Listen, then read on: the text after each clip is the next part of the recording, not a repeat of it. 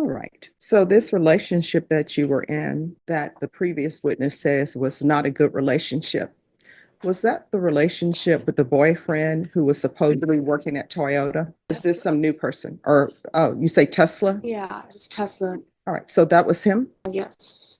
All right. Do you recall being here for a compliance hearing? And at that compliance hearing, there were two CPS caseworkers. Do you recall that?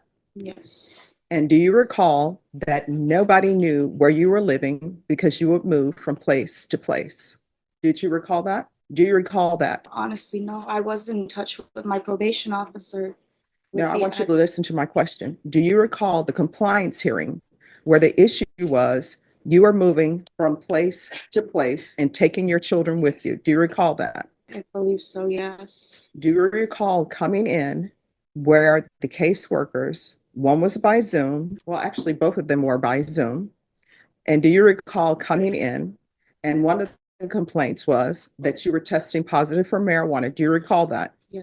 And do you recall that your CPS caseworkers had no idea that you were testing positive for marijuana in this? Do you recall that? Yes. And do you recall my ruling saying that you were to leave the home with that boyfriend? Do you recall that? No, Your Honor, I don't. Okay. All right. I have no further questions. All right. Any other witnesses? No, Your Honor. All right. And I've heard both your arguments and what you're requesting. This is what the court is going to do. The court is finding violation of condition number 4 true. Court is going to find you guilty. The court is going to grant the motion. The court is going to sentence you to 5 years in the prison, give you credit for any time served. There's an affirmative finding of family violence.